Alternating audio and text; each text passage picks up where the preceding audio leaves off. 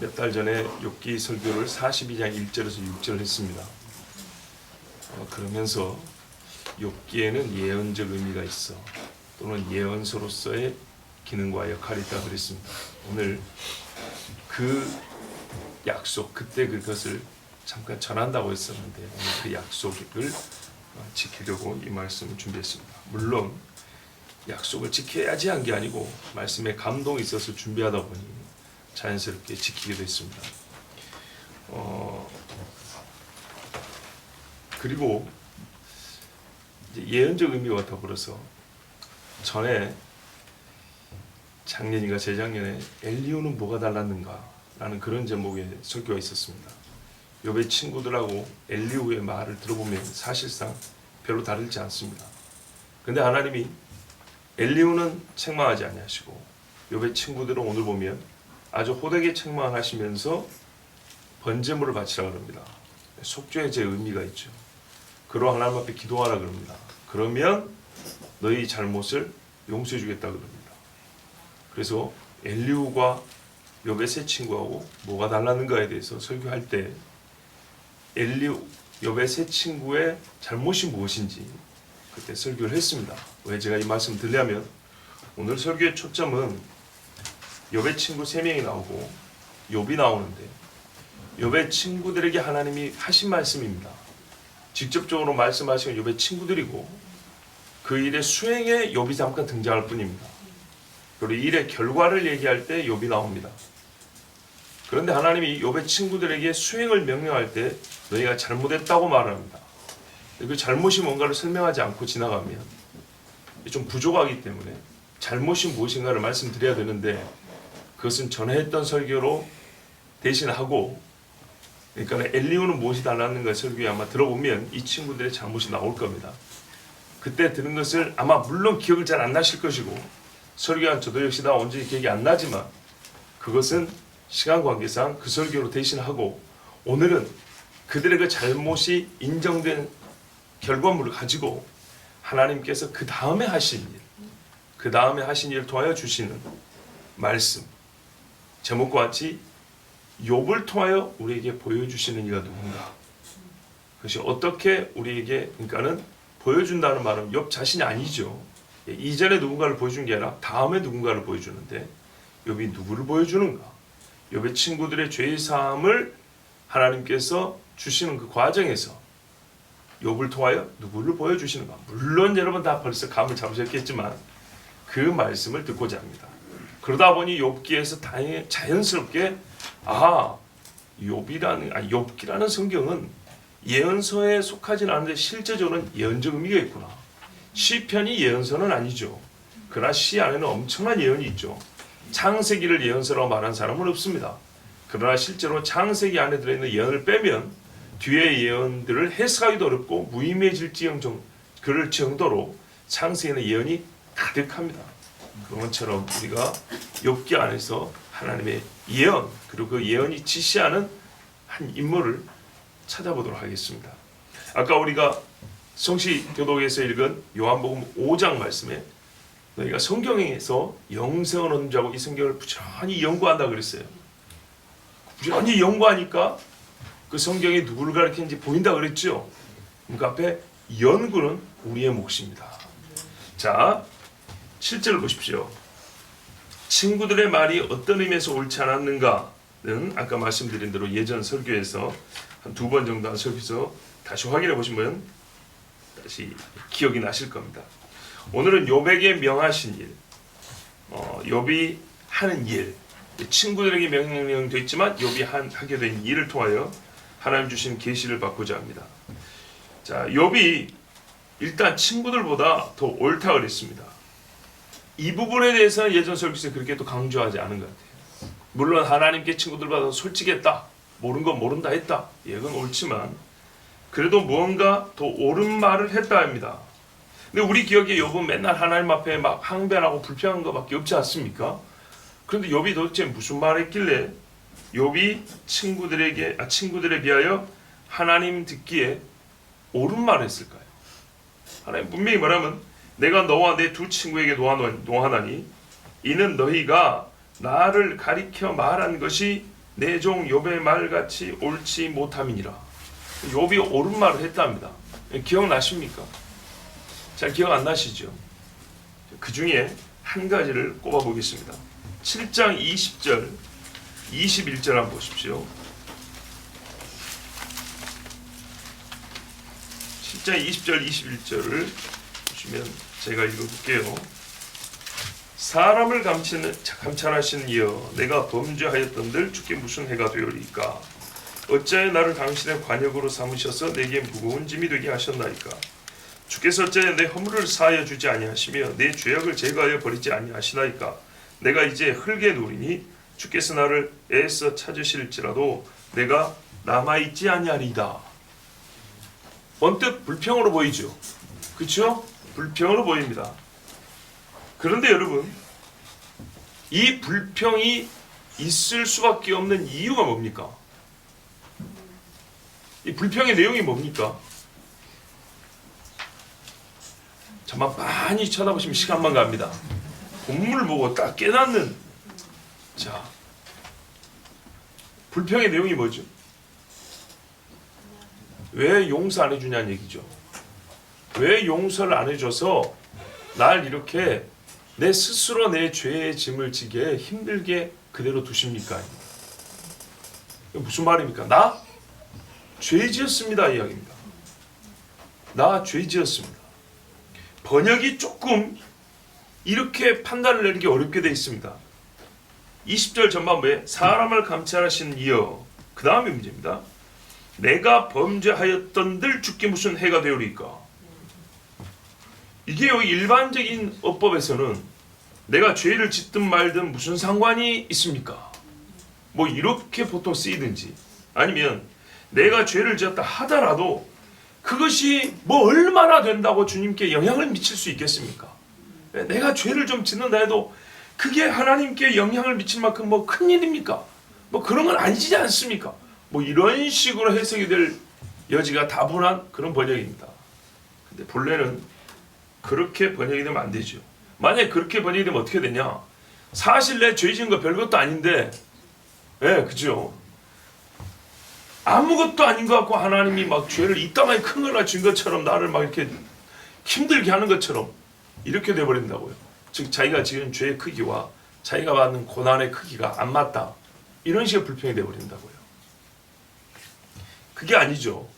원래 말 뜻은 뭐냐면 나는 죄가 조금밖에 없는데 하나님이 벌을 크게 줬다는 뜻이 아니고 내 죄가 있어요. 그리고 그 죄에 상응하는 벌을 받고 있어요. 그 죄에 상응하는 뭔가 고통이 있어요. 그런데 그것이 하나님이 해결을 좀 해주셔야 되는데 안 해줘서 내가 힘들다는 얘기예요. 다른 뜻입니다. 아시겠죠? 물론 근본적으로 이 복잡한 사건이, 괴로운 사건이 시작된 것은 욥이 죄를 지어서는 아니라고 그랬어요. 그러나 이 와중에 우리가 직접적으로 사단이 와서 나를 괴롭힐 죄는 없었다 할지라도 인생이 겪게 되는 모든 고통의 근원에 가면 사람의 죄가 있기 때문에 그것에 대한 고백으로 봐도 충분합니다. 절대 부정할 수 없는 죄가 있어요. 그리고 그 죄로 말미암아 우리가 어쨌든 이 땅에서 고통을 당하게 돼 있는데 그것을 나 혼자 감당하라고 이대로 내버려 두지 마시고 하나님 이제 좀 해결해 주십시오. 원래는 그런 뜻인데 우리 번역에서는 전혀 다른 뜻으로 해석하게 번역이 되어 있어요. 조금 더 온전한 번역을 소개하면 제가 죄를 지었으면 제가 하나님께 당신께 무엇을 해야 합니까? 이런 뜻입니다. 다시요. 내가 죄를 지었사오니 내가 주께 무엇을 하리이까? 조금 더 적극적으로 번역하면 이렇게 해도 됩니다. 그러니까 내가 죄를 지었다 하더라도 주님께 무슨 상관이 있습니까? 이런 말이 아니고 제가 죄를 지었다면 이제 하나님께 어떻게 해야 되겠습니까? 조금 더 적극적으로는 제가 죄를 지었습니다. 그럼 이제 어떻게 할까요? 이거를 가르쳐줘야지. 이렇게만 힘들게만 하면 내보고 혼자 네가 죄를 다 지라는 말밖에 되지 않지 않습니까? 이런 식으로 해서 죄가 궁극적으로 해결이 됩니까? 힘들어질 뿐입니다. 화살쏘는 화살 관역밖에 안 된다는 거예요. 내 육체라는 것은. 그러니까 주님 해결해 주십시오. 그런 뜻입니다. 그렇지 않으면 나는 남아있지 않을 겁니다. 죄에 비참하면서 인간은 하나도 내 육체에 정말 귀한 것은, 온전한 것은 하나도 찾을 수 없는 지경이 되어버립니다. 자, 그러면 욥이 분명히 인정한 게 뭐죠? 나는 죄인입니다. 이게 구체적으로 고백되는 게 42장 1절에서 6절이잖아요. 그렇죠? 무지한 말로 이치를 가린 자가 누굽니까? 아무것도 알지 못하면서 하나님의 진리를 가린 자가 누굽니까? 그리고 하나님 뭐라 했어요? 너 우리 잘났으면 자 이렇게 해봐. 이러고 대답해봐. 그랬잖아요. 대답 못했죠. 그리고 거기에서 확실하게 죄인됨을 고백합니다. 욥은 7장은 죄인됨을 고백하지 않은 게 아니라 좀 부족한 것이죠. 이 정도는 좀 부족합니다. 힘들다는 걸 토로한 것이지만 42장에 가면 모든 것은 다 차치하고 제일 중요한 한 가지, 나는 완전 죄인입니다. 예, 오직 그것만 고백을 하죠. 예, 이것부터 원래 시작을 해야 되는 겁니다. 철저하게. 자, 하여튼 욥은 분명히 7장이든 42장이든 자기 죄를 고백했습니다. 그리고 또 어떤 말을 했냐면 나의 구원자가 살아계시니 내가 육체 밖에서 주를 배우리다. 이런 말을 했죠. 자, 이 또한 매우 옳은 말입니다. 거기에는 나의 중보자가 나와 있습니다. 욥은요 자기 죄를 자복했습니다. 여호와의 지혜와 의로움을 시인했습니다. 하나님은 뭐뭐하시다 만이 아니라 자기 자신에 대한 새로운 또 진실한 고백으로 자연스럽게 도출되는 하나님이 누구시냐에 대한 인정과 고백이 있었습니다. 이게 친구들과의 차이입니다. 자, 보세요. 친구들은 참 딱딱한 의미에서 교리적으로만 하나님이 누구시다라고 얘기를 했습니다. 욥은 나는 죄인입니다와 함께 하나님은 옳습니다라고 고백을 했습니다. 이 차이는 절대 작지 않습니다. 귀신도 하나님은 한 분인다 하고 떤다 있습니다. 그런다 해서 주를 경외하지는 않습니다. 욥은 이 고백을 통하여 엎드렸습니다. 그죠? 티끌과 재에 앉는다 했습니다. 친구들은 비록 말의 엄격함으로는 틀린 게 없는 것 같지만 그들의 속을 보시는 하나님 앞에 겸손한 자가 아니었고 한 번도 하나님 앞에서 자기를 낮춘 것을 우리는 들은 적이 없습니다. 이건 큰 차이입니다. 욥의 친구들은 하나님이 의로우시다 말했지만 자기 죄를 인정하거나 자기 허물을 고백함과 함께 하나님이 옳다라고 말한 적은 없습니다. 비록 욥과의 논쟁 상황이지만 특수성을 넘어서, 그러니까는 내가 너하고 싸우니까 이렇게 말하는 것이지가 아니라 특수한 상황에서 논쟁이 시작됐지만 대화는 보편성으로 이어졌습니다. 모든 인간에 관하여 모든 인간이 이렇다. 그러니 너도 그렇다. 그러면 나도 그렇다는데 나도 그렇다에 대해서는 고백한 적이 없습니다. 인간의 보편적 죄성을 고백할 만한 곳에서도 친구들은 시인한 적이 없습니다. 욥과의 논쟁에서 이기기 위함으로 자기 죄와 허물을 고백하는 순간 마치 욥에게 자기들의 말이 틀릴 수도 있다라는 것을 인정하는 꼴이 될까봐. 자, 보세요. 너도 죄인이고 나도 죄인이니까 우리가 아무리 너한테 우리가 옳다고 주장을 해도 죄인이라는 말 안에는 허물과 실수가 언제라도 있다, 상존한다는 전제가 있지 않습니까? 그러면 논쟁에서 확실하게 이기기 어렵죠. 사람을 한번 논쟁을 시작하면요 틀리더라도 꼭 그 자리를 고집하게 되어 있습니다. 이게 죄성이에요. 그래서 그런지 친구들은 한 번도 자기의 허물과 죄에 대하여 즉 연약함을 비춘 적이 없습니다.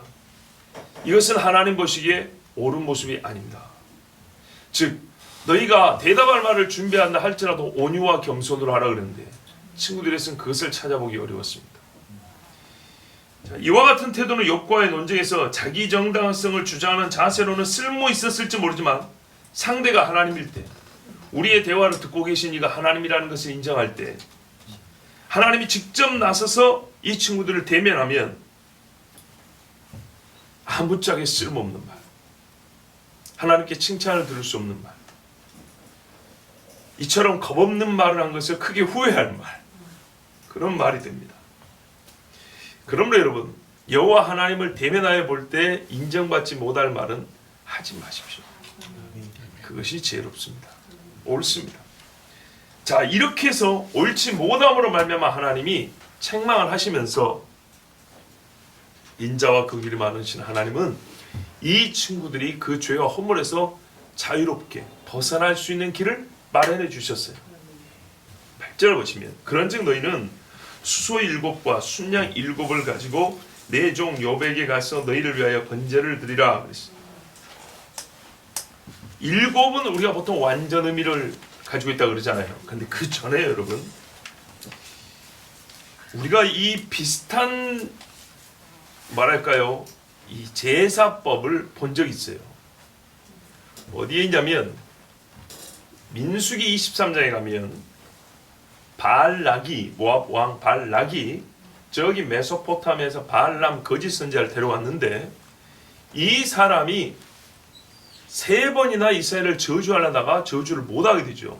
그런데 저주하기 위해서 하나님의 말씀을 받겠다고, 소위 세상 말로 신탁을 받겠다고 여기에 제사상을 차려달라 합니다. 그런데 그 제사상에 올라갈 제물이 뭐냐면 소 7마리입니다. 그걸 3번이나 반복합니다. 자, 발람이 발락에게 이르되 나를 위하여 여기 7단을 쌓고 거기 수송아지 7과 순양이 7을 준비하소서 하매 그랬습니다. 수소 7, 순양 7 똑같죠. 그렇죠. 이것이 욥기가 오래전에 쓰여졌다는 증거 중에 하나입니다.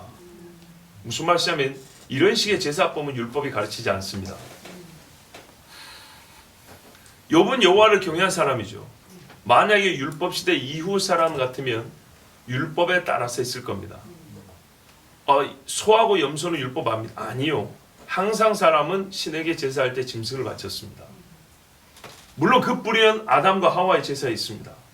속죄제는 피입니다.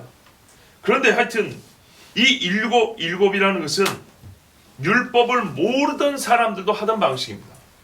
이 말은 또 잘못 생각해서 율법이 그러면 세상 걸 배웠냐, 이게 아니다. 뿌리가 같다는 얘기입니다. 뿌리. 신화와 전설을 같이 공부해 보신 분들한테 사실 성경 창세기에 모든 우리 인류학적 뿌리가 있습니다. 종교 문화의 뿌리가 있습니다. 종교 사상의 뿌리도 거기에 있습니다. 하나님을 섬기든지 마귀를 섬기든지 거기서부터 다 시작합니다. 근데 마귀는 항상 모방을 합니다. 인도 모방을 하고, 그렇죠? 형상도 모방하고 지배와 통치도 모방을 하고 다 모방을 합니다. 자, 하나님께서 이교 종교 풍습, 이방 종교 풍습을 따른 것이 아닙니다. 그것이 아니고요. 율법이 있기 전부터 사람이 하나님께 제물을 바치는 전통적 방식을 가지고 있었다는 것을 보여줍니다. 그 전통적 방식이 변질되고 왜곡되고 분화되어서 이방 종교, 귀신을 섬기는 어떤 하나의 방식으로 정착된 것들이 있고 약간 변형돼서 정착된 것들이 있습니다. 자, 그래서 세상 어떤 종교에도 분명히 찾아보면 있는데요. 그 중에 하나면 피가 죄를 속한다는 사상이 남아있는 종교들이 있습니다. 그 유사성 때문에 성경의 계들을 따라왔냐? 절대 그것은 아닙니다. 창세기가, 그래서 여러분 성경의 저작 시기가 매우 중요한 겁니다. 얼마나 오래되었는가? 최근에 지어졌다면 사람들이 그렇게 주장하는 이유는 성경이 세상 것을 본받았거나 인용했거나 아니면 세상 것을 따라 썼다 라고 말하여서 성경의 저작인들을 자꾸 후대로 낮춥니다. 꾸며 썼다는 거죠. 그것이 아닙니다. 욥기는 옛날에 쓰여진 책입니다. 그래서 이 안에 보면 제가 저번에도 설명해 드렸죠. 하나님에 대한 신론이 매우 순수하다고, 단순하고 순수하다고. 그와 같이 여기도 보면 옛날 사람들이 그 뿌리로부터 내려왔을 때 분화가 많이 되지 않은 시대라는 걸 알 수 있습니다. 신에게 제사할 때, 하나님께 제사할 때는 어떤 식으로 제사해야 되는가를 가지고 있는 어떤 공통된 인식이 있었습니다. 방법도 거의 비슷했습니다. 그래서 여기도 보면 하나님께서 이 사람들에게 7마리 가져와서 번제를 드리라 합니다. 자, 그런데 궁금한 게 뭐냐면 왜 욥에게 가지고 와서 제물을 바치게 하라고 그랬을까요? 그렇죠. 여러분 똑똑하신 분들입니다. 너희가 잘못했으면 너희가 가서 하나님 앞에 짐승을 잡고 회개해라 이래야 될 거 아닙니까? 그런데 욥에게 가서 하라 그럽니다. 그럼 욥이 지금 무슨 역할을 하고 있는 거죠? 제사장 역할을 하고 있죠. 히브리서에 보면 제사장은 항상 사람에게서 선택한다고 되어 있습니다. 그런데 그건 후대에 우리에게 하나님께서 사실 이후에 명제로 주신 것이고, 이때 분명히 보면 사람을 택했는데, 그러면 제사장이 비록 다 죄인이긴 하지만 여기서 욥이 친구들과 달리 어떻게 제사장으로 택해질만 합니까? 바로 그겁니다. 하나님께서 하신 말씀, 욥이 너희보다 의롭다 그랬습니다. 이것에 근거하여 하나님은 욥을 통하여 너희가 나에게 제사를 하라, 제물을 바치라 이렇게 말씀한 겁니다.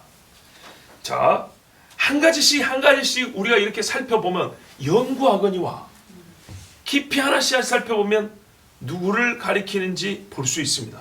그냥 다 덮어놓고 결론만 내는 것, 그것은 하나님의 말씀을 보는 바른 방식이 아닙니다. 자, 내 종 욥이 너희를 위하여 기도할 것인지, 제물만 바치는 게 아니라 기도한답니다. 기도하면 어떻게 되죠? 내가 너희의 제물을 받을 것인지, 이러면 아주 자연스러운데 하나님은 그리 하지 아니하시고 뭐라 그래요? 내가 그를 기쁘게 받으리니. 누구를 받는다는 얘기죠? 욥을 받는다는 얘기예요. 너희가 우매한 만큼 너희에게 갚지 아니하리라. 자, 쉬운 말씀부터 볼까요? 너희가 죄 지은 것은 생각보다 크다.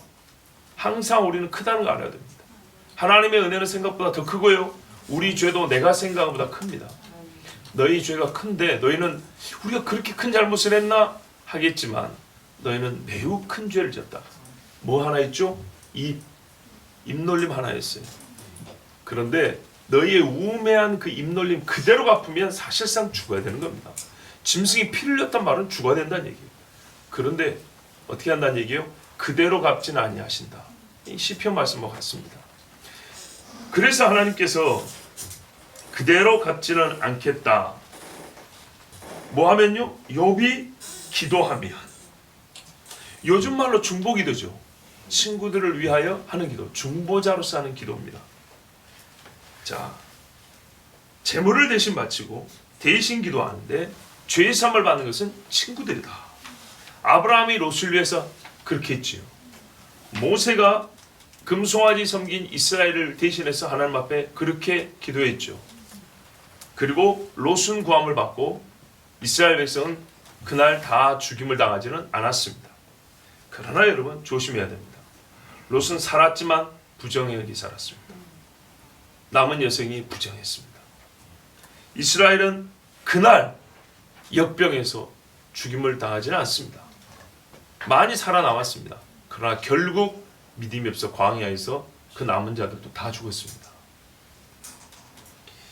그러므로 욥이 지금 한 일을 아무 때나 보편적으로 써먹으면 안 됩니다. 무슨 말이냐? 네가 대신 기도해줘. 이런 식의 태도는 아주 잘못된 겁니다. 우리 엄마가 나를 위해서 기도하니까 나는 천국 갈 거야. 이거는 아주 망조의 말입니다. 조심해야 됩니다. 여기 보니까 욥이 대신 기도해 줬다는데, 그러니까 허물을 하나님이 용서해 줬다는데 아무 때나 써면 큰일 납니다. 모세가 기도해서 이스라엘이 그날 죽임을 당하셨어요. 쉽게 말하면 그들의 형벌의 날이 연기된 거예요. 기회가 주어진 거예요. 여기서 이 일을 통하여 친구들이 깨달아야 되는 거예요. 뭐요? 우리가 하나님을 향하여 옳지 못한 말을 했구나. 그럼 이후에는 어떻게 해야 되죠? 옳은 말하고 살아야 되는 겁니다. 이거를 무시하면 안 됩니다.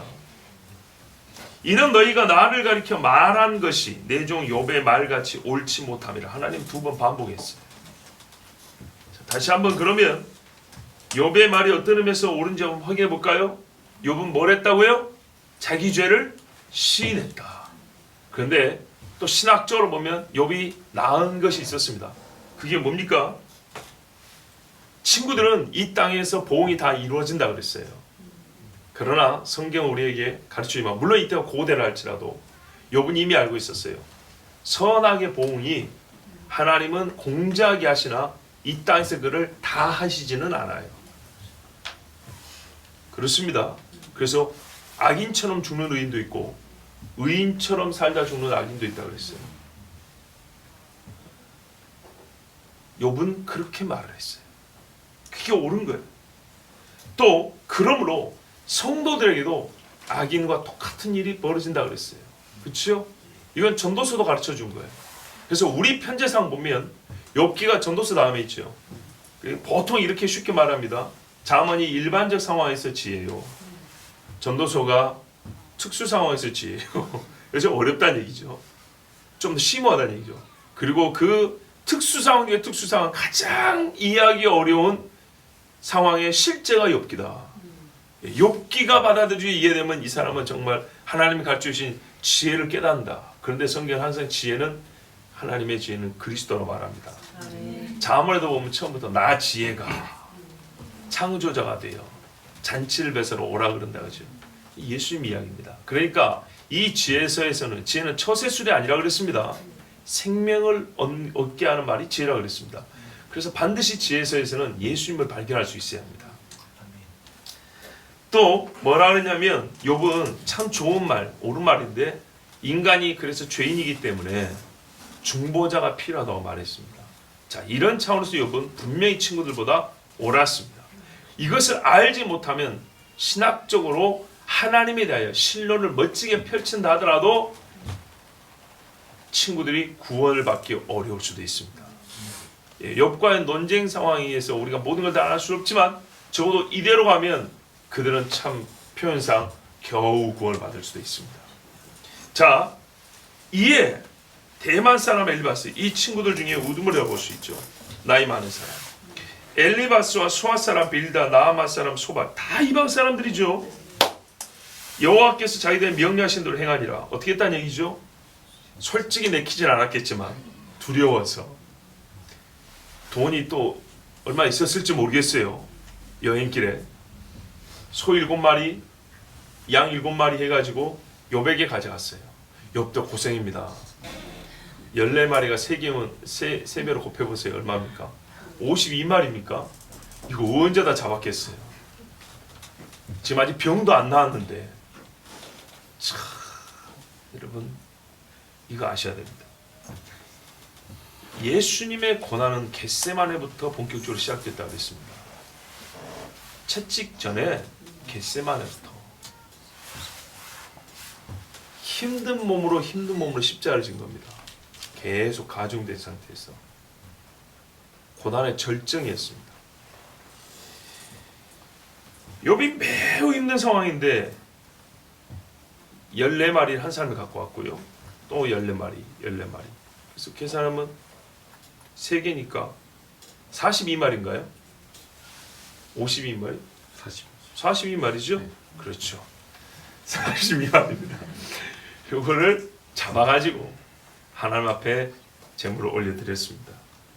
그랬더니 여호와께서 욥을 기쁘게 받으셨더라. 처음부터 말하면 내가 그를 기쁘게 받으리라고 이 세 친구에게 말했어요. 세 친구들이 이게 어리둥절을 했을지 모릅니다. 왜? 중보자를 모르니까요. 여기에서 신학의 깊이 결정적 차이가 납니다. 욥은 중보자라는 말을 알고 썼습니다. 친구들은 이를 잘 몰랐을 수 있습니다. 왜 하나님이 욥을 기쁘게 받으실까? 욥을 기쁘게 받았는데 덩달아, 그러니까 표현하자면 덩달아 우리가 허물과 죄를 사함을 받는가? 욥은 그걸 압니다. 아는 자에게 하나님께서 제사장의 역할을 하라고 하셨습니다. 즉 중보자. 본인이 뭐라면 나는 중보자가 필요합니다 그랬어요. 그것을 아는 자에게 이 무리 가운데서는 중보자적 역할을 감당하셨습니다. 그럼으로써 그 실예를 보여줌으로써 그가 말한 중보자를 우리에게 가르쳐주는 거죠. 성경에서 비유와 은유만 있는 게 아니라 실예가 있습니다. 즉 하나님 보여주신 말씀에 예시가 있습니다. 예시를 통해 옛날 포로로 끌려갈 때도 선지자들이 고생을 얼마나 했습니까? 뭐 옷을 벗고 막 간다든지 막 이사를 한다든지 이렇게 해서 하나님이 예시를 통해 가르치는 것처럼 욥을 통해 우리에게 예시하여 주었습니다. 자, 이 세 사람이 말씀에 순종해서 욥에게 가서 제물을 바쳤습니다. 그리고 하나님이 너보고 우리를 위하여 기도하라 하더라. 욥이 기도했습니다. 지금은 욥과 싸울 때가 아니죠. 욥이 없으면 우리는 용서를 못 받습니다. 두려움은 하나님과 계속 마주보고 있어야 합니다. 욥이 있어야 용서를 받고 욥이 간구해야 허물이 사해집니다.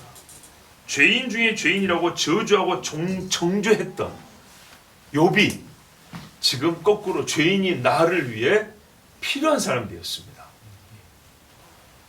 내가 죄인이라는 것을 인정해야 됐고 전에는 하지 못했는데, 그리고 내가 죄인이라고 했던 그가 의로운 중보자로서 나의 허물과 죄사함을 위해서 수고, 희생, 헌신을 해줘야 됩니다. 뭘 갖고요? 지금 그 상한 육체를 가지고, 지금까지 당한 모욕을 가지고 아무것도 나아진 것이 없게 보였는데, 그러나 그가 그렇게 해주어야 내가 삽니다. 그리고 실제로 그렇게 됐습니다. 이와 같은 역설은 우리에게 곧장 한 사람을 떠올리게 합니다. 누굽니까? 예수님이죠. 나사렛 예수, 하나님의 아들 그리스도 예수입니다. 이와 같은 일을 가장 잘 표현한, 일목요연하게 잘 표현한 말씀이 있습니다. 여러분 잘 아시는 이사야 53장입니다. 전반부에는 예수님의 육체의 고난을 통하여 우리의 죄짐을 짊으신, 본래 우리가 그 고난을 겪어야 됩니다. 그 고난으로 상징되는 비참한 죄 형벌을 당해야 됩니다. 그러나 그것을 예수님 대신 지셨습니다. 근데 그뿐만이 아니었죠. 예수님은 육으로 오셨지만 육만 사한 것이 아니라 자기 영혼을 속건제물로 바쳤다 했습니다. 늘 들어도 은혜로운 그 말씀 다시 한번 읽어드릴게요. 이사야 53장 10절에서 12절 말씀. 여호와께서 그로 상함을 받게 하시기를 원하사 질고를 당케 하셨은즉 그 영혼을 속건제물로 드리기에 이르면 그가 그 씨를 보게 되며 그날은 길 것이요 또 그의 손으로 여호와의 뜻을 성취하리로다. 이 말씀만 봐도 딱 나오죠. 보세요. 그로 상함을 받게 하사 질고를 당케 하셨은즉, 예수님이 겪은 고난은 인간으로서 겪을 수 있는 최악이었습니다. 최악이 많아요. 근데 우리가 구약 성경에서 사람이 겪은 고난을 볼 때 욥의 고난이 최고죠. 최악입니다. 그런데 바로 연결됩니다. 중간 뭐가 없이 영혼을 속건제물로 드렸다 했습니다. 중보의 이 상태로 중보자의 직무를 감당합니다. 그러면 뭐냐? 그가 씨를 보게 된다 했습니다. 이거는 뭐냐? 남녀관계 이야기가 아니죠. 예, 생명을 얻는다는 얘기죠. 그런 말하면 그날은 길 것이요. 우리 주님은 영원한 권세와 영광을 얻으셨습니다. 중보자의 직무를 감당함으로. 근데 예시인 욥도 뭐냐면 손자 4대를 보았으며 이렇게 되어 있습니다. 그러면 얼핏 나이를 계산해 보면 그 전에 자녀들, 미혼인 자녀들이 몇 명 있었죠. 이렇게 저렇게 해서 하면 약 200세쯤 나이가 되어 죽었다는 걸 알 수 있습니다. 아브라함 175세, 이삭 180세 죽었죠. 거의 그 시대쯤 사람이라는 걸 알 수 있습니다. 그리고 그의 손으로 여호와의 뜻을 성취하려다. 이것은 더 이상 설명의 필요가 없지요. 오늘 여호와께서 그를 기쁘게 받으셨더라. 가라사대 그가 자기 영혼에 수고한 것을 보고 만족히 여길 것이라. 그렇죠. 욥은 화가 났을까요? 아니죠. 같이 기뻤겠죠. 나의 의로운 종이 자기 지식으로 많은 사람을 의롭게 하며 중보자에 대한 지식이 있고 없고의 차이입니다. 또 그들의 죄악을 친히 담당하리라. 예. 이러므로 내가 그로 존귀한 자와 함께 분기스럽게 하며 떠났던 친척들까지 와서 은을 줬습니다. 더 부하게 됐습니다. 자식을 얻은 것은 하나님 주신 또한 상이었습니다. 그로 존귀한 자와 함께 분기스럽게 하며 강한 자와 함께 탈취한 것을 나누게 하리니 이는 그가 자기 영혼을 버려 사망에 이르게 하며 범죄자 중 하나로 헤아림을 입었습니다. 그러나 실상 그가 많은 사람이 죄를 지며 범죄자를 위하여 기도하였느니라 하시니라. 아멘. 예시기 때문에 또 한편은 예표이기 때문에 모든 것이 완벽하진 않지만 전반적으로 보면 욥이 지금 한 일, 하나님께서 욥을 통해 하신 일과 맞는다는 것을 알 수 있습니다. 그러므로 성경은 누가복음 24장에 모든 성경이 아니 모세글과 시편과 선지자의 글에 나를 가리켜 기록한 것이 이루어졌다 했는데 역시 욥기에도 예수 그리스도가 기록되어 있습니다. 예. 욥이 그의 친구들을 위하여 기도했습니다. 여호와께서 욥의 곤경을 돌이키시고 여호와께서 욥에게 이전 모든 소유보다 갑절이나 주신지라. 자, 성경이 욥이 기도할 때 친구들을 하나님 용서해 주셨는데 욥을 기쁘게 받으셨다 했죠. 그 기쁨의 값을 욥에게 주십니다. 예수께서 우리를 위하여 중보자가 되셨을 때 하나님은 어떻게 해요? 육신으로 종의 사명을 감당한 예수를 지극히 높여 하늘과 땅과 땅 아래 있는 모든 것이 그의 이름 앞에 무릎 꿇게 하시고 그의 나의 오른쪽 보좌에 앉게 하셨다. 그렇죠? 그것처럼 욥을 하나님께서 존귀하게 하시고 부유하게 하셨습니다. 여기서 부유함이란 그냥 재물을 많게 했다는 것이지만 실제 재물을 많게 해주는 것이지만 재물의 양만을 말하는 게 아니라 우리의 표현하면 상급을 얘기합니다. 이 땅에 있는 사람이기 때문에 예표로서 그에게 준 상급은 그가 잃어버린 것들의 회복이 아니겠습니까? 그래서 하나님은 그의 잃어버린 재산들이 다시 돌아오고 더 많아지고 자녀들을 다시 하나님께서 생산케 해주셨다. 생산. 요즘에 그 말이 좀 안 좋게 쓰여가지고 말이죠. 예, 우리 원래 좋은 뜻으로 하는 것인데 하여튼 자식들을 다시 하나님께서 허락해 주셨다. 예, 그렇게 복을 받았습니다. 욥이 회복된 겁니다. 이사야 53절에 보면은 어떻게 해요? 그가 존귀한 자와 함께 했다. 그런 것처럼 하나님께서 욥을 복을 주셨어. 회복해 주셨습니다. 몸도 재물도 영광도 신뢰성도 가족도 모두 다 회복되었고 전보다 더 크고 더 많고 더 온전하게 소유하고 함께하게 되었습니다. 자, 여기서 다시 한번 주의할 점은 자식들을 다시 낳고 더 많은 수를 낳은 것이 전에 죽은 자식들을 대체하는 것은 아닙니다. 그러나 그 슬픔을 위로하고 그 슬픔을 잊게 하는데 자식을 잃은 슬픔을 위로하는데 다시 자식을 얻는 것보다 더 나은 길이 어디 있겠습니까? 그렇죠? 요셉도 말입니다. 아버지를 잃었는데 자식을 얻고 위로를 받았지 않습니까? 어디까지나 이 땅에서 주어질 수 있는 최대한의 복임을 여러분 고려하길 바랍니다. 그래서 욥은 하나님으로부터 회복된 상태, 그가 중보자의 직무를 감당하여 그의 본래의 것 그리고 그 이상의 영광을 회복된 상태를 받았고 또한 그것은 예수님께서 존귀하게 된 일을 우리에게 가르쳐 보여주고 있습니다. 예수님께서 의인으로서 죄인의 죄의 사함을 위해 중보하심 같이 욥은 친구들보다 의로운 자로서 그보다 불의한 친구들을 위하여 제사와 기도를 하나님께 올려드렸습니다. 그 결과 친구들은 죄의 사함을 받고 욥 자신은 갑절의 소유를 얻게 되었습니다. 중보에 합당한 영광과 존귀입니다. 이를 성경은 욥의 인내라 부릅니다. 야고보서 5장 10절 11절에 형제들아 주의 이름으로 말한 선지자들로 고난과 오래 참음의 본을 삼으라. 보라 인내하는 자를 우리가 복되다 하나니 너희가 욥의 인내를 들었고 주께서 주신 결말을 보았거니와 주는 가장 자비하시고 긍휼히 여기는 자신이라. 아멘. 여기서 볼 것은 뭐냐? 욥의 인내는 선지자들의 고난과 오래 참음의 또 다른 예시로 말해졌다는 겁니다. 먼저 10절에 형제들아 주의 이름으로 말한 선지자들로 고난과 오래 참음의 본을 삼으라고 했어요. 선지자들이 너희가 인내의 본으로 삼아야 될 사람들이다. 왜? 그가 주의 이름으로 말한 것 때문에 그들이 고난을 당하고 있다. 신자는 이것 때문에 고난을 당하고 그랬기 때문에 참을 수 있는 거예요. 근데 우리보다 앞서 선지자들이 그랬다는 거예요. 그러면서 그 선지자들과 같은 시대는 아니지만 그 예수님 오시기 전 시대를 살았던 한 사람의 예를 드는데 다니엘도 좋고 노아도 좋은데 요셉도 좋은데 성경은 욥을 말하고 있습니다.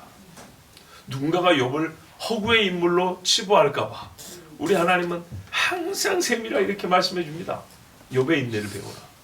선지자들이 실존 인물이고 선지자들이 주의 이름 때문에 고난당한 것처럼 너희가 알든 모르든 나는 말하노니 욥은 선지자들 같이 주의 이름으로 말미암아 고난당한 자라. 사람들은 모세 시대와 예수 시대를 구분하고 너무 크게 벌려놨지만은 나는 말하노니 모세는 그리스도를 위하여 당하는 수모를 애굽의 모든 보화보다 귀하게 여겼다. 하나님은 그렇게 해석합니다. 고통과 슬픔을 그냥 참은 것이 아닙니다. 욥의 인내는 의와 진리하여 싸우고 끝까지 괴로움을 이겨내었다는 것.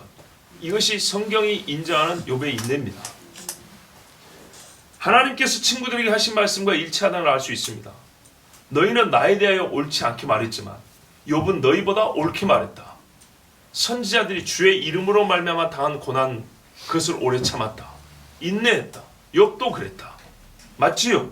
자, 이렇게 하나님의 말씀은 정확합니다.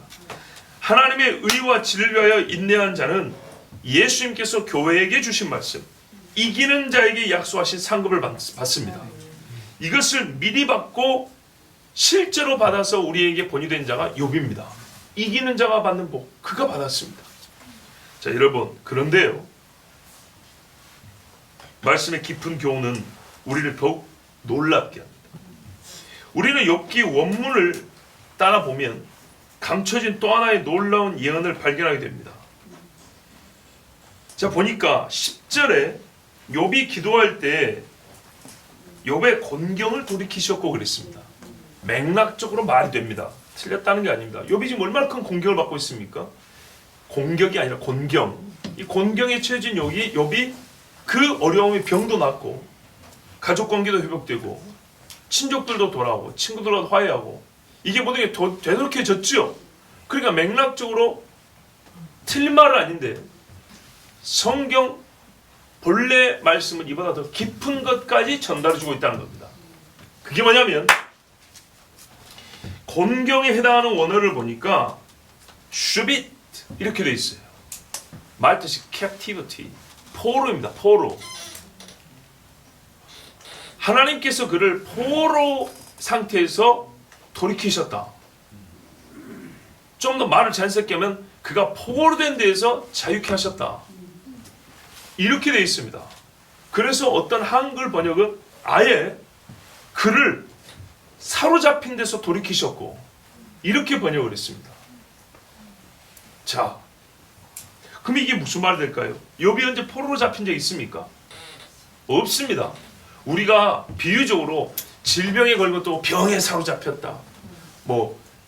재물 욕심 많은 사람은 무력에 사로잡혔다. 이렇게 표현할 수 있지만 그것이 아니라 이게 하나의 사실로서 욥은 포로에서 사로잡힌 적이 없습니다. 포로로 사로잡힌 적이 없습니다. 그 사람은 전쟁한 적도 없고 전쟁에서 진 적도 없고 그를 잡아가서 타국에 끌고 와서 종살이 시킨 사람도 없습니다. 그런데 욥이 왜 포로에서 돌이켜졌다고 말한 건가? 이것은 하나님의 영, 성령께서 욥의 개인적 고난을 일부러 포로 생활을 한 것으로 말씀을 한 겁니다. 이해가 되시죠? 예. 하나님이 우리에게 일부러 그 용어를 쓴 겁니다. 객관적 사실로서 욥은 전쟁하고 포로로 끌려간 적이 없습니다. 욥은 큰 육체의 질병을 가지고 주변의 사방의 친구들의 공격을 받은 겁니다. 이것을 우리가 포로란 말을 쓰지는 않습니다. 문학적으로는 조금 이걸 과장해서 포로로 사로잡힌 것처럼 쓸 수는 있습니다. 그런데 하나님은 이때 다른 표현을 써도 되는데 의도적으로 이 욥이 당한 공경을 포로라고 쓰신 겁니다. 포로에서 돌이켰다고 되어 있습니다. 자, 욥의 고난 겪음을 통하여 하나님은 또 다른 사람을 보여주고 그들 당사자와 그들 모두를 알고 있는 우리에게 주의 깊은 뜻을 알려주시려고 이렇게 쓰신 겁니다. 자, 무슨 말이냐면 저를 보세요. 이 부분이 여러분에게 조금 더 어렵게 들을 수 있어요. 어렵지 않지만 생소하기 때문에 처음 듣는 이야기이기 때문에 성경은요 예표를 보여줄 때 예수님만 다 예표를 보여주지 않습니다. 성도의 예표도 있습니다. 아시겠죠? 선지자가 선지자의 예표인 경우도 있습니다. 세례요한과 엘리야 관계를 보세요. 요한계시록 마지막 예루살렘 외치는 두 선지자 역시 엘리야하고 이렇게 같이 나라에 놓지 않습니까? 자, 여기 보시면 여러분 이미 욥이 예수님을 예표한다는 것을 찾아냈고 들었습니다. 주의 말씀이 소익골보다 달다 했는데 이 자체만으로 우리는 말씀을 읽고 듣는 재미와 즐거움이 있는데 여기서 끝나지 않고 성경은 한 인물을 더 보여주시려고 욥이 전쟁 상태의 포로는 아니지만 그 포로 생활할 때 겪는 고난만큼 큰 고난을 겪고 있는 것을 일부러 다른 표현으로 그 고난을 표현하지 않고 포로라는 말로 쓰셔서 포로됨과 고통, 삶이 힘든 것, 고난을 겪는 것을 함께 우리에게 말씀해 주심으로써 단 한 사람을 또 보여주고 있다, 이런 말입니다. 자, 새벽이니까 이때쯤 되면 여러분 눈이 감길 때가 됐지요. 예, 욥의 인내를 들었나니 내가 그 결과도 보았거니와. 오늘 한번 힘을 주고 얻어 보십시오. 그래서 이 포로라는 말을 잘 들어보면 나중에 실제로 이 예언에 해당되는 사람들, 당사자가 된 그들이 그렇다면 우리가 욥의 인내를 배워야 되는구나 이렇게 깨닫게 하시고, 또 욥과 그들을 모두를 알고 있는 우리도 역시 욥과 그들의 상황이 된다면 우리 보고도 이렇게 하라고 주신 말씀이구나, 미리 깨닫고 준비하러 주신 말씀이야, 이렇게 할 수 있다는 얘기입니다. 그럼 그가 누굴까요? 욥이 보여주는 두 번째 사람은 누군가요? 이스라엘입니다. 하박국은 갈대아 사람보다 나은 유다가 왜 그들에게 몰살을 당하고 포로로 잡혀가야 하는지를 여호와께 물었습니다.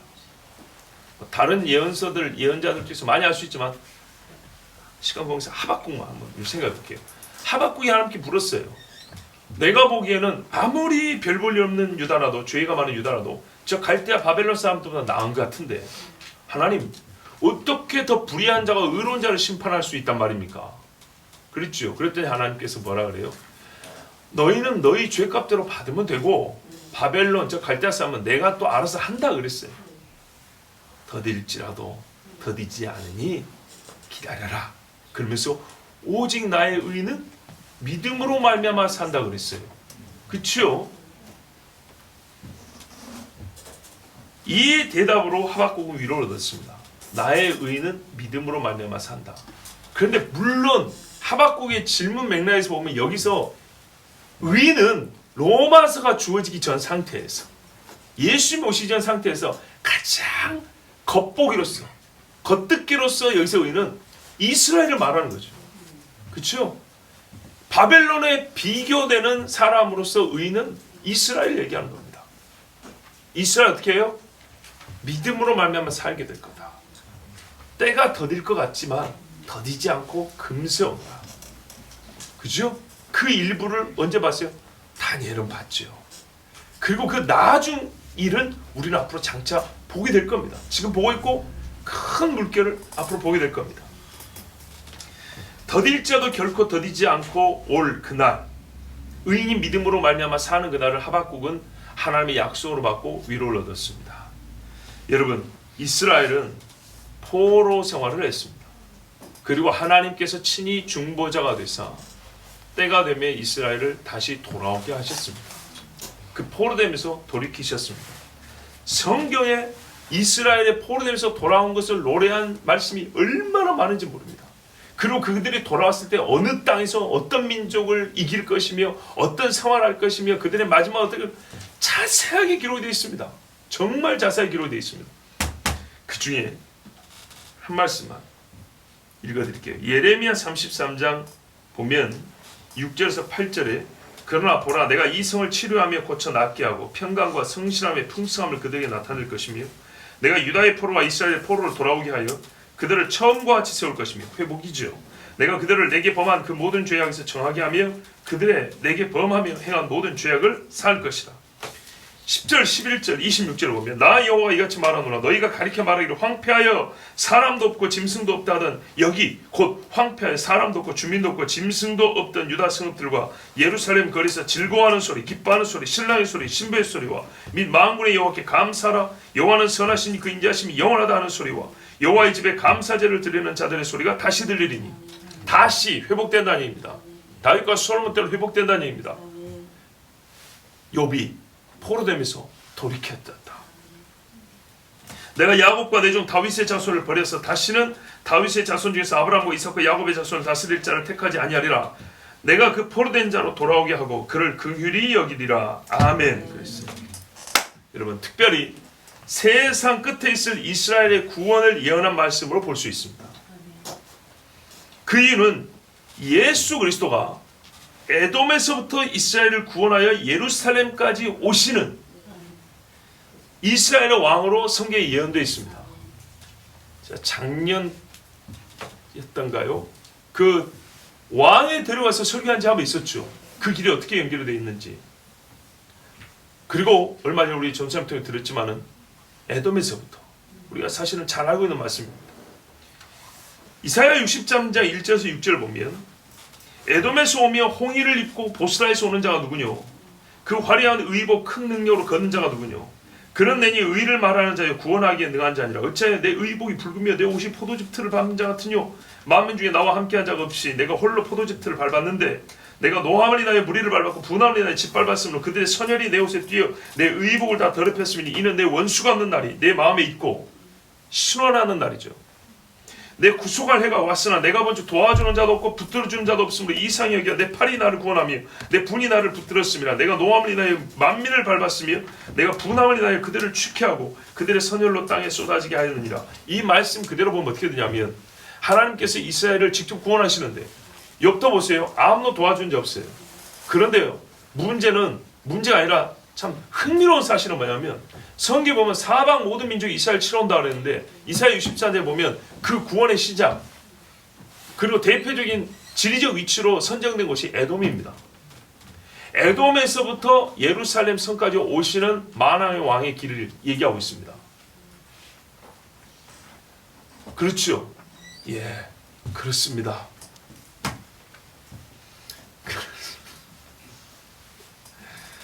욥의 인내를 들었거니와. 예. 포로된 욥이 아무도 도와주는 자 없이 오직 여호와 하나님의 변호와 구원하심으로 자유와 회복을 얻었는데 욥이 지금 어디에 있냐면 우스 땅입니다. 에돔입니다. 에돔에서 에돔인으로 대표되는 친구들에게 정죄를 받고 그가 곤경을 당하고 성경에 표현하면 포로로 잡혀있는 것입니다. 여기서부터 하나님이 그를 구원하시고 돌이켜 주셨습니다. 에돔에서부터. 그때 이스라엘을 포로로 잡은 자 중에 있었던 에돔은 그의 죄악이 드러납니다. 에돔은 사실 바벨론이 쳐들어올 때도 앞잡이 노릇했거든요. 그러나 종말론적 의미도 있습니다.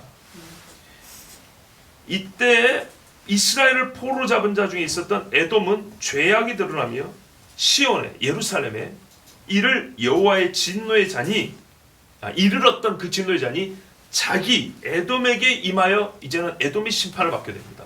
성경이 이를 여러 번 예언하고 있습니다. 그래야 예레미야도 말이죠. 멸망하며 극한 고난을 겪는 유다를 보면서 슬퍼하는 중에 구체적으로 하나하나 읊어내면서 눈물을 흘리는 중에 갑자기 에돔에 관한 예언을 합니다. 성령의 임함을 받아서 삼손이 여호와의 신에 임하여 갑자기 능력을 받은 것처럼 예언자들은 갑자기 여호와의 영이 강하게 임하면 말이 자기도 모르게 방향전환이 확 바뀝니다. 크게 이루어지는 걸 볼 수 있는데 예를 들면 예레미야 애가 4장을 보세요. 예레미야 애가 4장을 보면 앞에 계속 유다의 멸망과 고난에 대한 슬픈 이야기로 가득가득합니다. 가득한데 갑자기 어떤 전환 어떤 이 방향 지시등이 없어요. 갑자기 말할까 바벨론 이야기를 하면 오히려 더 어릴 법한데 그러지 않냐고 갑자기 에돔에 관한 예언을 하는데 뭐라 그러냐. 우스 땅에 가는 처녀 에돔아 즐거워하며 기뻐하리 없나. 이거는 반어 표현입니다. 잔인내기도 이를지니 네가 이스라엘 유다 멸망을 보고 그 진노의 잔을 보고 좋아하던데 이제 그 잔이 너한테도 간단다. 네가 취하여 벌거벗으리라. 처녀 시온아 내 죄악의 형벌이 다 하였으니 시온은 다 끝났어요. 이제 주께서 다시는 너를 사로잡혀가지 않게 하시리라. 사로잡혀간 건 분명 바벨론인데 우스 땅 에돔을 지금 하나님이 저주 예언을 하고 있단 말이죠. 주께서 다시는 너를 사로잡혀가지 않게 하시리로다. 처녀 에돔아 주께서 내 죄악을 벌하시며 내 해물을 드러내시리로다. 유다의 허물이 끝날 때 에돔의 허물이 나타난대요. 유다가 사로잡혀가지 않고 돌이켜올 때 에돔은 사로잡힌 지경이 된대요. 이게 갑자기 뭐 열국에 대한 심판을 하는 적도 아니고 하나님의 여기 감동돼서 유다를 슬퍼하는 노래를 부르다가 그 끝물에 가가지고 예레미야가 갑자기 방향전환해서 우스 땅에 가는 에돔아 이렇게 말씀하시는 거예요. 자, 여러분 이제 말씀을 마칩니다.